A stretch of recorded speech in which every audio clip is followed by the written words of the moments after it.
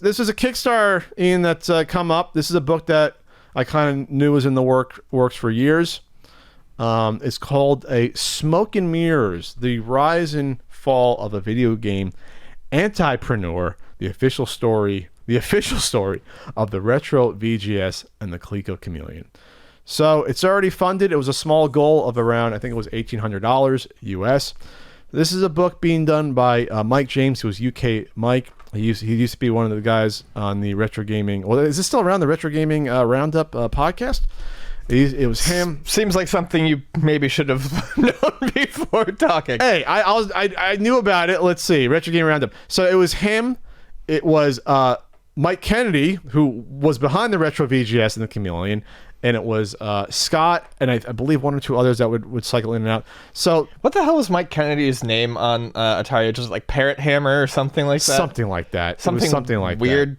No, it's still around. Bird juice. It's still around. They do one a month. Retro Gaming Roundup. There you go. Free publicity. RetroGamingRoundup.com. They do one a month podcast. They've been doing them forever. So anyway, so Mike James has written this book. He's reached out to people that were involved in it. He reached out to people like the mysterious Mr. Lee, who was Sean Robinson, who was the guy that took Mike Kennedy for a ride in terms of helping slap together the infamous Super Nintendo Mini prototype, and just took lots of money from Mike. But okay, so this Kickstarter, the book's going to come out. So Mr. Lee, the money is to consult with a lawyer to basically make sure he can't be sued by publishing this. That's what the money's for. That's why it's such a small amount. It's $1,800. Because obviously there's people that were involved with this project that could have done something allegedly criminal, including Mike Kennedy himself. So he wants to make sure he's legally covered. Obviously, you can publish things about people as long as it's true, right? That you're fine. I can publish something about someone that's horrible, or talk about something and it's horrible, as long as it's true, or I even think it's true based upon my knowledge of it. Then you're fine. But he wants to make sure. Plus, in the UK, I think it's a lot easier to get sued for libel and slander versus the US, just from what I know. The burden of proof, yes, the burden of proof is a lot lower there. So this is an official account of events that led to the evolution of Game Gavel, which is what the website that Mike ran, which was basically the eBay for video games. Retro Magazine, which I wrote a few articles for, which was what Mike Kennedy, he was the publisher of that and ran that. Retro VGS and Coleco Chameleon, written by somebody who was involved and had inside information that's never been published before. It is a factual account of events, but more than that, it is a human story of the man behind the Game Gavel network and the Retro VGS / Coleco Chameleon, and shows how one man's dream can quickly become a nightmare. I would argue that it wasn't that quick, but okay. Mike Kennedy set out with good intentions and wanted to produce a video game console, but somewhere along the way, he lost control of his vision, his empire, and his livelihood. So, okay. So if you don't know much about Mike Kennedy, I met Mike Kennedy he'd be at these Southern California SC3 Southern California gaming meetups that I think used to still go on even last year, like twice a year in like Orange County. And then he ran the Game Gavel, and then he also, he ran Retro Magazine, which lasted I think a year only, or a little over a year. And there was problems with that because people weren't getting the magazine. People weren't paid. I wasn't paid until I basically said, I'm not writing anymore until you pay me my meager wage, especially when I was one of the few names that was used to promote the fucking magazine. It was like me, Sean Baby, a couple other people that were promoted. Chris Kohler were promoted, and like that was it to promote this. So my interactions with Mike were always not necessarily dubious, but keep you at arm's length, basically, when it came to this stuff. Obviously, if you followed the CU podcast at all, going back to 2015 when we started covering the Retro VGS, maybe it was early 2015 when we covered it, or late 2014 when this first was surmised. The Retro VGS, Ian, was to be a cartridge-based, no DLC, no internet required, no bugs. No bugs in our games. How do you do it? You simply make games without bugs. What happens if there's a bug? Well, you just tell them to take the bug out. It was to be the Retro VGS, a throwback console using Atari Jaguar console shells, because Mike had acquired the mold. He bought one of the molds out there. Infamously or famously, there's dental equipment that is in the Atari Jaguar console case because the mold somehow became available. Mike bought the mold and said, well, Ian, I got a case for a console. Let's now design a console. Let's design the hardware after the shape of the console. Doesn't that sound familiar with something that's trying to be produced today? It does a little bit. But anyway, so... It was very bizarre at the time because it totally seemed like then and now that it was absolutely, I've got the shell. And they said that too. They said that we've got the hard part done. We've got the tooling done. The shell is done. They acted like that was like their big foot in the door. That's not the hard part. That might be the expensive part. That's not the hard part. Building a shell maybe. around your board and your goodies, your guts of your console.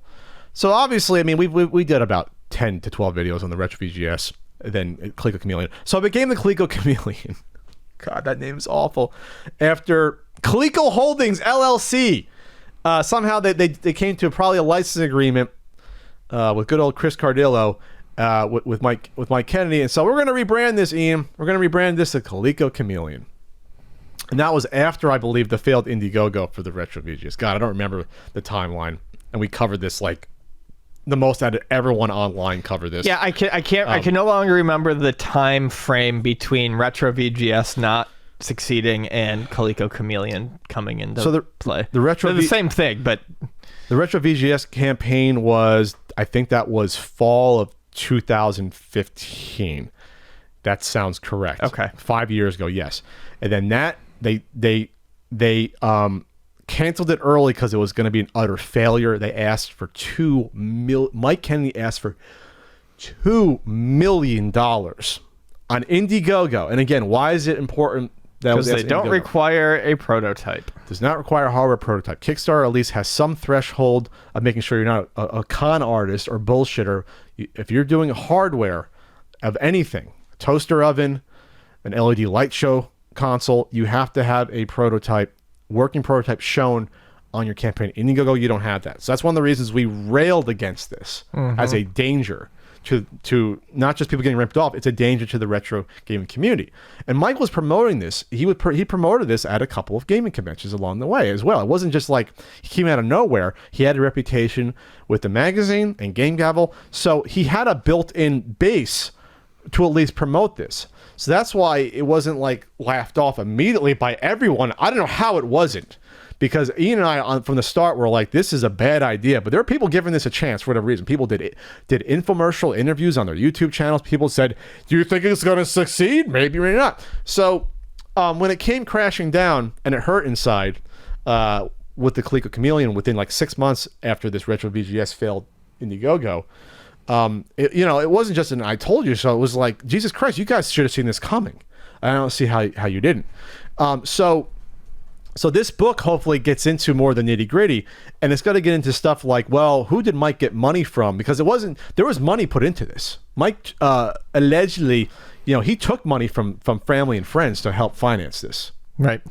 When you're buying the mold, I mean, that money has to come from somewhere. When you're hiring people to help do like your awkward hardware videos, your engineer, like this money has to come from somewhere. So apparently this, from what I know, like from what I heard, I'm not for sure, this might have ended, his marriage potentially. He was in ruins after this, after his dream of doing a console here. Like you have these grandiose dreams of doing a console that everyone's gonna love. I'm gonna make money off of this. I'm gonna be the man. And then you get it over your head, and then you become, you're a scammer at that point. Once you show up at a toy fair with a console that's a Super Nintendo Mini taped inside of a fucking Jaguar shell at the New York fucking Toy Fair in 2016. Remember the what was the adapter card or whatever that they put in the shell? Oh, they put it in was it SD2 SNES multi-card. No, I'm talking about the second prototype. You mean the clear shell? You mean the clear shell with the capture card put inside? That was what it was. The capture. Yeah, that was the final. That was the final blow. Yeah. After see the only question that remains to me, once Mike got in over his head and realized I don't have a prototype for the toy show, did Mike know that allegedly what Sean Robinson mocked up for him, because the story is that Sean Robinson said to Mike Kennedy before the toy fair in 2016, was that February 2016, like don't touch it, don't look at it, don't let people look at the back. So if you're Mike Kennedy and you're running this game console company, wouldn't you be curious about why can't I look at this, or what the hell's in this? Yeah.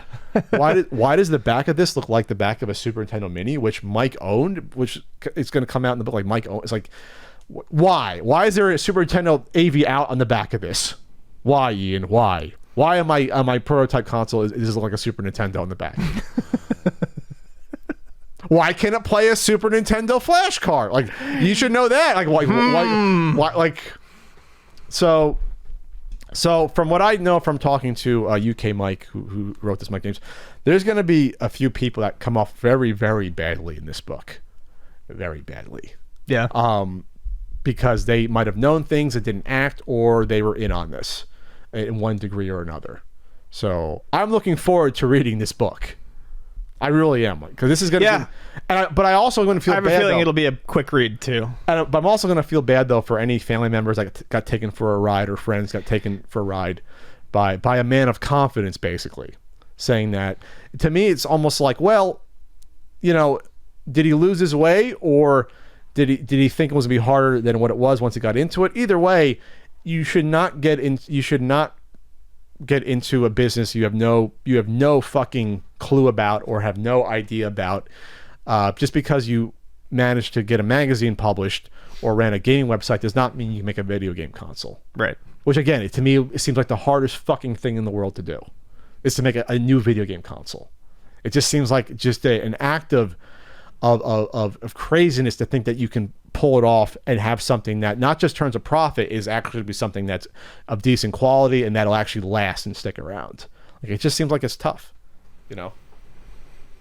So, yeah, there you go. $2 million. You imagine what would have happened if it raised to $2 million and everyone was taken for a ride in fleas outside of the investors, and that it would have been the biggest scandal in the retro gaming scene, like, ever. Like, it would have been.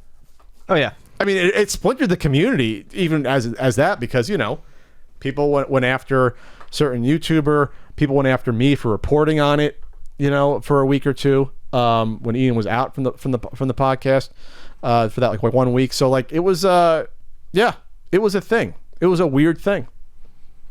So, but you know what? I stand by every fucking word I said about this. I'd imagine you do as well. Oh yeah, no, I don't I don't go back on any of it. We were proven right in the end.